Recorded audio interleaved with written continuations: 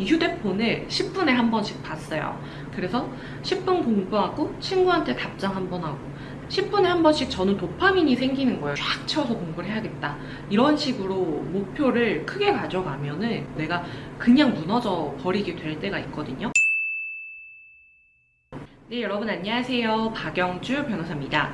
여러분, 우리가 공부를 할 때나 일을 할 때에도 굉장히 집중을 해서 몰입을 해야 되는 그런 순간들이 있잖아요.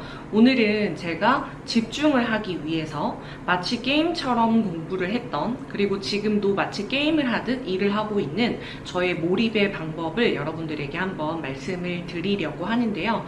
제가 25살에 사법시험에 합격을 했다는 걸로 많은 공부법 영상을 올렸지만 사실 저는 처음부터 공부를 잘하는 사람이 아니었거든요. 제가 사법시험 공부를 처음 하겠다고 했을 때도 그 시험은 서울대 나와도 못 붙는 시험인데 너 어떻게 합격하냐 이런 이야기를 굉장히 많이 들었던 사람이기 때문에 저는 어떻게 하면 제가 집중력을 올리고 몰입을 할 수 있을까에 대한 고민을 너무 많이 했던 사람 중에 한 명이고요.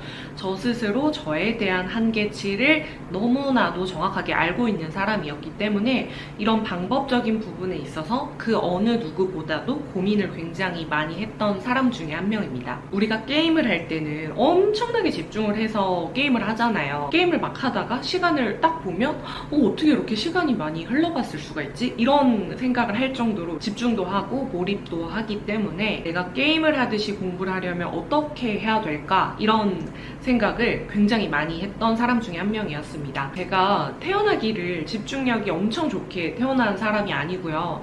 사실은 공부를 잘하는 친구들하고 비교해보면 저는 오히려 집중력이 좀 낮은 편에 속하는 사람이었는데요. 저는 집중이 굉장히 잘 되는 일부의 시간을 빼고서는요. 집중력이 평균 한 1시간 정도였던 것 같고요. 그거보다 공부가 더 안 될 때는 10분에 한 번씩 계속 딴 생각이 난다거나 30분을 앉아있기도 힘든 그런 시간들이 굉장히 많았습니다.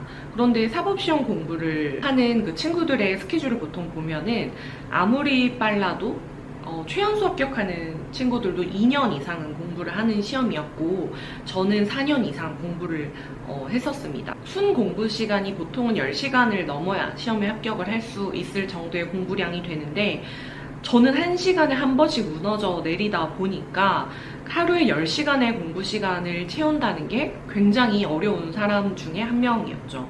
보통 제 친구들이 공부하는 걸 보면은 2~3시간은 앉아서 공부를 하는 것 같았는데 저는 2~3시간은커녕 1시간마다 무너져 내렸기 때문에 어느 누구보다 저의 한계를 분명하게 알고 있었습니다. 저는 근데 여기서부터 시작이라고 생각을 하거든요. 공부가 잘 될 때 말고 공부가 잘 안 돼서 내가 좀 몰입을 해야 되는 순간이 어느 순간인지, 그리고 이때 솔직하게 정말 나 스스로에게 솔직하게 나의 집중력은 어느 정도가 마지노선인지에 대해서 여러분들이 정확하게 인식하는 거에서부터 시작이라고 생각을 합니다. 저는 1시간에 한 번씩 무너져 내렸기 때문에 쉬는 시간을 1시간에 한 번씩 가져야겠다라고 생각을 했어요. 공부 시간이 줄어들 수밖에 없기 때문에 쉬는 시간을 짧게 여러 번 가져가자라고 생각을 했던 거죠. 1시간을 공부를 하고 5분을 쉬는 식으로 공부 스케줄을 가져갔었는데요. 5분이라는 시간은 굉장히 짧은 시간이기 때문에 시계를 봐서는 정확하게 그 체크가 안 됩니다. 그래서 저는 스탑워치를 켜놓고 5분의 시간 동안 화장실을 갔다 오거나 TV를 보거나 뭐 커피를 사서 오거나 이런 식으로 굉장히 엄격하게 스케줄을 관리를 했거든요.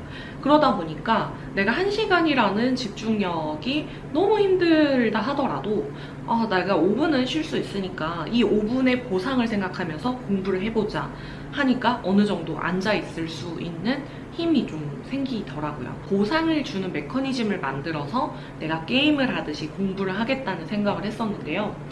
1시간도 앉아있기 어려울 때가 있어요. 특히 막 잠이 너무 쏟아지고 컨디션이 안 좋고 할 때는 30분만이라도 내가 앉아있다가 좀 잠을 잔다든지 30분이라도 앉아있다가 쉬겠다 하면서 저에게 보상을 줄 테니까 지금 이 고통스러운 순간을 좀 견뎌보자 라는 식으로 저 스스로 하고 게임을 하듯이 공부하는 시간, 쉬는 시간을 가져가는 식으로 공부를 했습니다. 그런데 정말 30분도 어렵게 느껴지는 순간들이 있었어요. 공부하는 기간이 워낙에 길었다 보니까. 그때는 제가 휴대폰을 사용을 했거든요. 스마트폰을 가지고 공부를 하면 쉬는 시간 조절이 너무 어려운 거예요. 스마트폰은 작은 컴퓨터 같은 거잖아요. 인터넷도 가능하고 카톡도 가능하고 문자도 가능하다 보니까 마치 내가 컴퓨터 앞에 서서 공부를 하겠다라고 하는 거하고 똑같은 거예요. 스마트폰을 가지고 있으면서 제가 쉬는 시간을 스스로 컨트롤할 자신이 없었기 때문에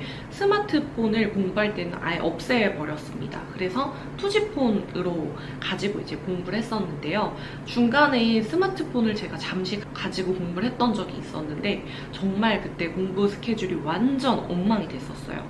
그래서 저는 투지폰으로 이제 공부를 했었고, 투지폰을 가진 상태에서 공부를 어떻게 했었냐면요. 제가 10분에 한 번씩 컨디션이 계속 무너져 내렸기 때문에 이 휴대폰을 10분에 한 번씩 봤어요.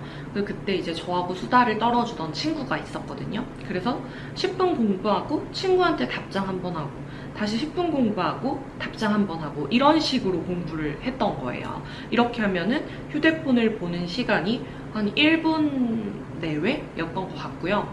10분에 한 번씩 저는 도파민이 생기는 거예요. 친구하고 대화하는 게 너무 재미있었거든요. 그런데 이렇게 10분에 한 번씩이라도 도파민 한 번 나오고 공부하고 도파민 한 번 나오고 공부하고 이렇게 하다 보니까 어느새 1시간이라는 시간이 채워져 있었습니다. 우리가 보통 생각하기에 공부를 할 때 우리는 2~3시간 동안 아무것도 안 하고 온전히 공부만 해야 진짜 우리는 제대로 공부를 한 거다라고 생각을 하면서 나 스스로를 엄청나게 몰아붙이는 경향이 좀 있어요. 저도 이것 때문에 너무너무 이제 스트레스를 받고 죄책감을 가졌던 시기가 있었는데요. 그게 중요한 게 아니라 저는 공부는 꾸준함이라고 생각을 해요. 오늘 하루 24시간 동안 내가 어느 정도의 공부를 했냐가 중요한 거지 한 번 책상에 앉았을 때 몇 시간을 공부했냐가 중요한 게 아니라고 생각을 하거든요.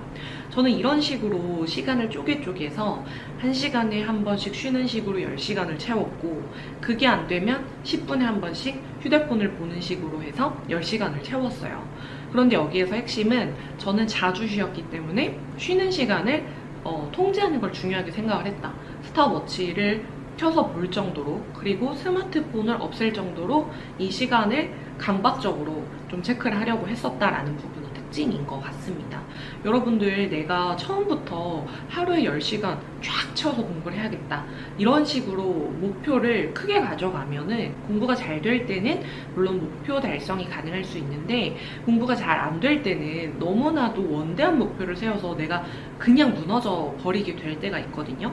이럴 때는 제가 했던 방법처럼 여러분들 10분에 한 번씩 쪼개서 1시간에 한 번씩 쪼개서 나의 목표치를 낮춰보면은 어느 순간에 내가 또 공부가 잘 돼서 집중력이 이렇게 쭉 끌어올려지는 경험을 할 수 있을 거라고 생각을 합니다. 변호사 업무라는 게 공부하고 사실 굉장히 비슷하거든요. 저희는 상담을 하거나 재판을 가는 거 빼고 나머지 시간은 온전히 컴퓨터 앞에 앉아서 기록을 보고 서면을 작성하는 게 주된 업무이다 보니까 저는 그때 제가 집중하고 몰입을 했던 이 저의 루틴을 현재도 잘 이용을 하고 있어요. 여러분들도 이렇게 너무 무더운 날에 특히 이렇게 몸이 지칠 때 제가 썼던 방법을 써서 다시 한번 몰입의 시간을 쭉 끌어올리는 경험을 해보셨으면 좋겠습니다. 오랜만에 제가 이렇게 집중과 몰입에 대한 이야기를 여러분들에게 해드렸는데요. 자주 인사드리도록 하겠습니다. 여러분 더 궁금한 거 있으시면 아래 댓글로 많이 남겨주세요.